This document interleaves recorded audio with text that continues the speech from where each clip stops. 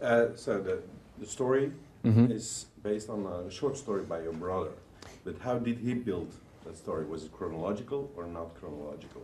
Well, my brother told me the story verbally before he'd finished writing it. And the screenplay is an extrapolation of his basic idea, which I was fascinated by. And he told it to me while we were driving cross-country between Chicago and Los Angeles. And we both decided right away that by far the most interesting way of approaching that concept was subjectively, to tell the story in the first person. So he went off to write his short story. I went off to write the screenplay. And my solution to telling the story subjectively was to deny the audience the same information that the protagonist is denied. And my approach to doing that was to effectively tell the story backwards. That way, when we meet a character, we don't know, just like the protagonist, how he's met that person, whether he's even met that person before, or whether or not they should be trusted, that kind of thing.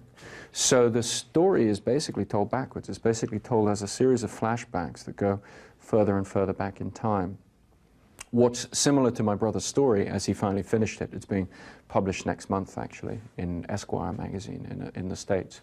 And the similarity in structure is that both the film and the short story deal with repetition and internal echoes. And also, they both alternate between the objective and the subjective. So in the screenplay, what I did is I said, I need a way of breaking up the flashbacks so that we separate the scenes in our mind and feel this progression further and further back in time. So what I did is I alternated between these color sequences that are intensely subjective. Everything in the color sequences is from Leonard's point of view. We're always in his head, at least to begin with. We alternate with these black and white sequences that, at least to begin with, are objective. They're presented a little bit more in a filmy way. It's black and white, it's grainy. The shots are sometimes overhead, a little bit more distance. It's a more objective view. We don't hear the voice at the other end of the telephone. We're not really in his head. The voiceovers in the color sequence and the black and white sequence are very different. In the color sequence, it's the voice of the mind. It's the first person. It's very much his thoughts as he's thinking them. In the black and white scenes, they sound a bit like interview grabs. You know, a bit like this kind of interview, edited and laid over pictures of him in this room going about his life. So I wanted to introduce this almost documentary style element at the beginning of the film to give the audience a little bit of information, objective information about how this guy lives his life and what he thinks, and to break up these scenes. So the black and white sequences, the chronology is forward. They run forward in time, as we realize as we go further and further along the film. As the film progresses, the color sequences become a little bit less intensely subjective. I think towards the end of the film, we really start to step outside his head a little bit and start to question some of the things we've been told about this character, or some of the things he's told us himself.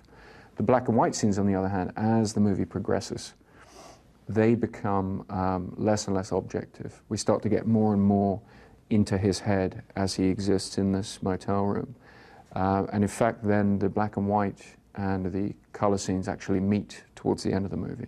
And I think these two perspectives, the objective and the subjective, the backwards running narrative and the forwards running narrative, they actually meet at what is the end of the movie. Chronologically, I guess you could call it the middle of the movie. Just to...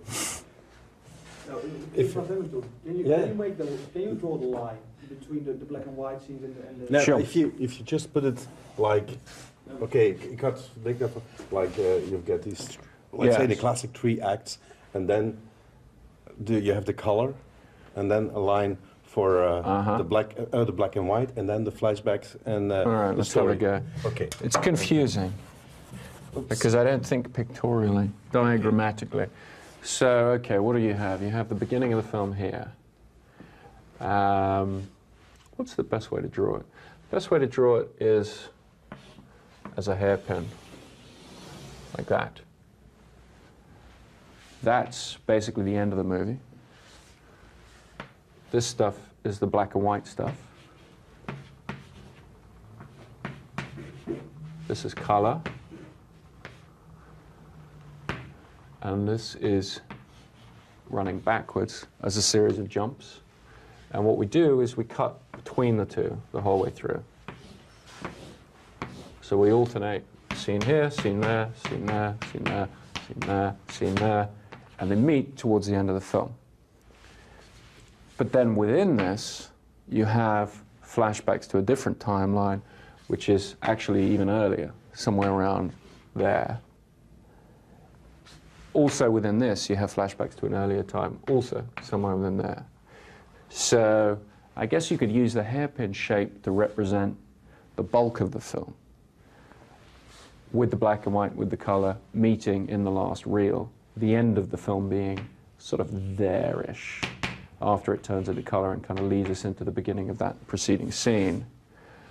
But you have other material that actually precedes the beginning of the black and white scenes. And the gap between the beginning of the black and white scenes and this long-term memory stuff, some of which is color, some of which is black and white, that gap is unspecified. The lead character, because of his particular condition, he can never know how long that's been. He's cut loose in time, effectively. So we never wanted to specify for the audience. We imply a length of time to it, because it's the time in which he's had these tattoos put on, he's been living this life, and so forth. So that gap, to me, is where the most interesting ambiguity of the film is, at the end. You know, we never wanted to step fully outside his head and, you know, specify too many of these things in terms of an objective reality. Because to me, one of the interesting things about the film and what we were trying to do is essentially present an idea of the tension between our subjective view of the world, the subjective way in which we have to experience life, and then our faith in an objective reality beyond that. And most movies present a quite comfortable universe where we're given an objective truth that we don't get in everyday life. That's one of the reasons we go to the movies. This film, we didn't want to do that. We didn't want to step outside his head. We wanted to present the audience with that problem, effectively, and say, he can't ever get outside his head and recognize what the objective truth is. So I think the audience at the end of the film is left to make certain of the same judgments that he is. They're invited to believe or disbelieve certain elements of what is supposed to have happened in his life, much as he is. And I think the way that we try and focus on this end of the film and making that as extreme as possible is by taking this subjective view and this objective view and effectively having them meet at the end, so that what we achieve is still subjective, but with enough objective information built into it that we start to question the point of view that we've been given for the whole film. So that's about it. But film is written, of course, if you have the flashbacks and the story. Where do you choose the moment to build it in your in this hairpin structure? Well, within the hairpin structure, we have different elements of his past life that we want to introduce. And the way we divided them is that certain of them are presented in black and white, and those are the ones that relate to a parallel story that runs parallel to his life, but it's the story of another character who has the same condition. And that is all presented chronologically and cuts into the black and white scenes, not into the color scenes. The memories of his longer term life, his own life, the life within his own head, therefore also to me, you know, the subjective experience, these sort of memories of his wife, these images of his wife, are all shot in color and are all presented in the color sequences, not in the black and white sequences. So we keep those separate. But as you may have noticed towards the end of the movie, there is a certain amount of joining of these images and confusion of these images. And some of the things we've only seen in color are presented in black and white and vice versa. So certainly, once again, we're trying to basically merge the subjective and the objective, the memory versus the sort of narrative that he has in his head of this other character. So the other thing we wind up doing in the end in terms of the way in which we mix images and reinterpret images is to suggest the complex relationship between imagination and memory. And we see him towards the end. We present certain images that we've seen from his past life within a different context. And in a different context, they have a slightly different meaning. And I think the suggestion there is that he, like all of us, is able to manipulate the meanings of certain memories or manipulate his own interpretations of certain memories according to his present circumstance. Could you say that every time you interrupt the movie for a black and white scene, that the color parts are scenes, complete scenes, separated? Yes. The way in which we cut between these two things is we'll take a color scene, and then we'll cut to a black and white scene that's shorter in length, and then we come back to the color scene, and we basically, as these are going essentially backwards in time, we're sort of leapfrogging, and we wind up repeating the beginning of a scene at the end of another scene, and vice versa.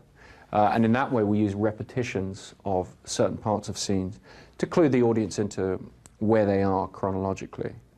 So essentially what we're always doing is we're beginning every scene with something of a cliffhanger, something of an unusual situation or a memorable image. And then in a later scene, we're explaining how that situation has been arrived at. And that's the rhythm of the film over the entire course of the movie. So it's in a way taking a familiar cinematic rhythm, you know, the rhythm of the cliffhanger or the question and then the answer, and it's presenting that as an alternating rhythm the whole way through the film. And the black and white, and let's say the black and white parts, if you put them together, can you say this is a sequence, one sequence?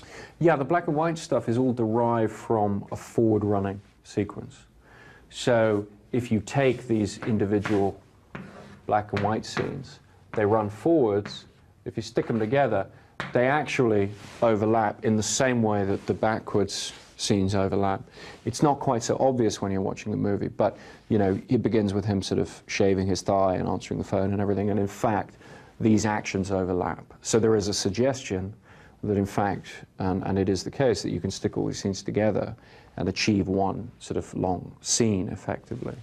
And that episodic structure was one that I wanted to employ because the overlapping flashbacks of the color sequences, it's a very complex structure.